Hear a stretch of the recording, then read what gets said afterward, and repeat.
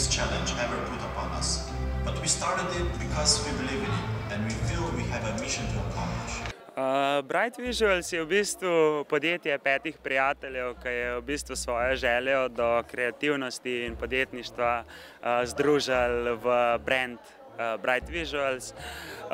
Vse skupaj se je razvilo iz hobija, tako da smo res veseli, da smo že nekako kot mulci vedeli, kaj si sploh želimo. Definitivno v bistvu pač kaj je bil povod predvsem za Ameriko?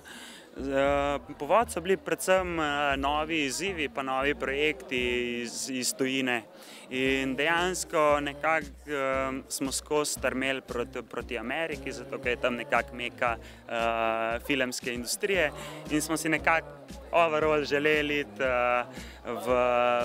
tja, pa nekaj tam narediti. In v bistvu smo zelo hvaležni Matevžu Petku, da nas je on v bistvu ta prvi, ki nas je povabil tja, da smo skupaj naredili video izdelek za njegovo aplikacijo Povio.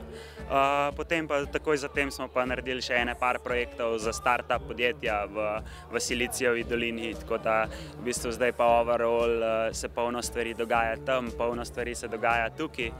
Pa v bistvu po moje ne v prvi vrsti v denarju, ampak bolj v prvi vrsti zato, ker je večji market. Res je, da je večji market pa več konkurence, ampak predvsem je več podjetij tam, predvsem je več nekih projektov na taki površini, kot je Amerika, kot pa na taki površini, kot je Slovenija, ki je tudi veliko takih produkcijskih hiš, kot smo mi.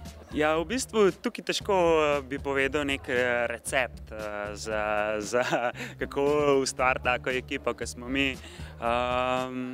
In niti v bistvu pač recept za klip je pa to, da veliko časa vložiš v predprodukcijo, da si vse stvari preden greš snemati, vse razdelaš in šele potem izvajaš produkcijo.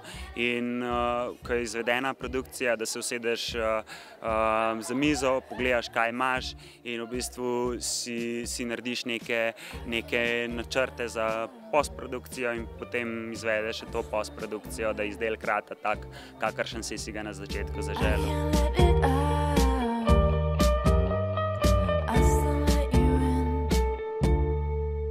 Ja, film se je drugače začel čisto tako ena ideja oziroma želje posneti en fantazijski film. Na začetku dosti daleč od tega, da smo si točno predstavljali, koliko stroškov bo to pripeljalo zraven.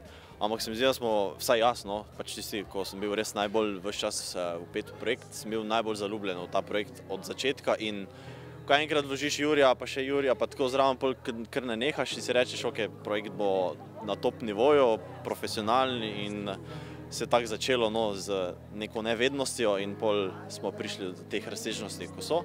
Za Kickstarter smo se pa pol odločili, prvo, primarno bi rekel, zaradi promocije, čeprav so se nam s tem pokrili kar eni stroški, ne bi rekel, da se nam je to, niti pol filma se nam s tem ni pokrilo, ampak se nam je pa pokrilo nekaj, kar je definitivno pomagalo. Je pa Kickstarter tudi po svoje bila zanimiva stvar, ker v Sloveniji tega še ni toliko bilo, sploh za filmske projekte.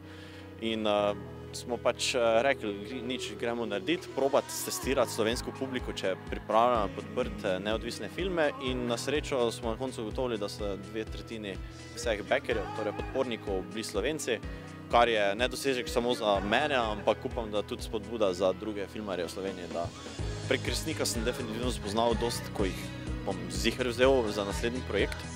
Se mi zdi, da smo se z enimi fajn poštekali, sploh s kakim recimo scenaristom, timom, costume designerjem, pač dosti ljudi, ki bi jih zdaj takoj vzel v naslednji projekt, nekatere mogoče tudi ne, ampak to se mi zdi pri vsakem projektu, tako da spoznavaš eno ljudi, s katerimi veš, da boš pot gradil naprej.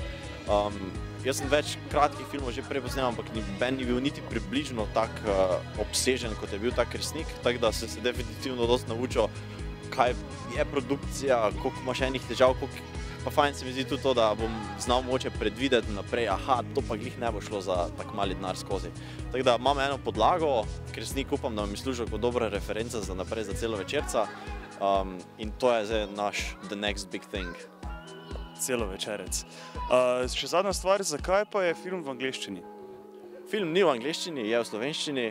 Celotna predstavitev na Kickstarterju je bila v angleščini zaradi svetovne publike, ki prihaja na Kickstarter, ampak tu smo še ostali v slovenskem jeziku, govori se štajersko, idrijsko in gorenjsko v njem, tako da ti mulci prinesejo razne te dialekte slovenske v ta film. Podnasloven bo angleško, načeloma slovenski film, za naprej pa mogoče bomo mogli kdaj poseči v angleški jezik, zato da bomo dobili več publike.